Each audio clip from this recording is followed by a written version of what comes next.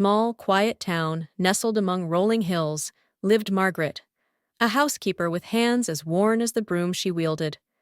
Every day she visited the grand houses on Elm Street, homes filled with polished floors, crystal chandeliers, and fine china. The residents barely noticed her presence as she moved from room to room, dusting off the traces of yesterday's events and tidying up the remnants of daily life.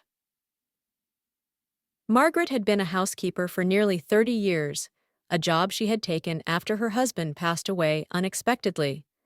With no children and little savings, she found solace in the routines of cleaning. It gave her a purpose and allowed her to feel useful, even if she was invisible to those she served. She became a fixture in these homes, reliable, quiet, and efficient. The house that Margaret visited most often belonged to the Conways, a wealthy family with 2 young children. The mother, Clara, was busy with charity work, and the father, Richard, worked long hours as a lawyer. Margaret had known the Conways for years and watched as their children grew, yet they rarely exchanged more than pleasantries.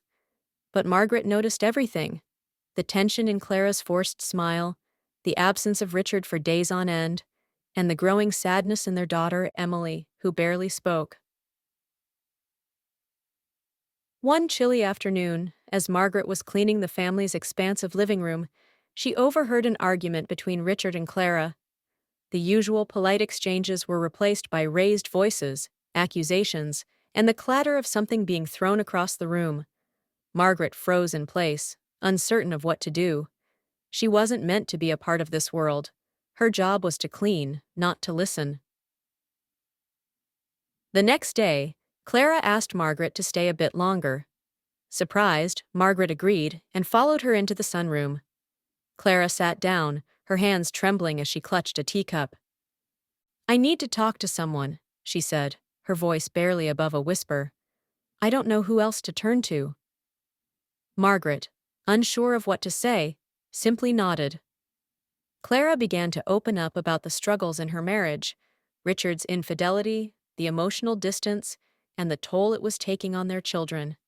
As Clara spoke, the tears she had held back for so long finally fell. Margaret reached out and placed her hand on Clara's. It was a small gesture, but it was enough. In that moment, Margaret's role shifted. She was no longer just the housekeeper who swept floors and dusted shelves.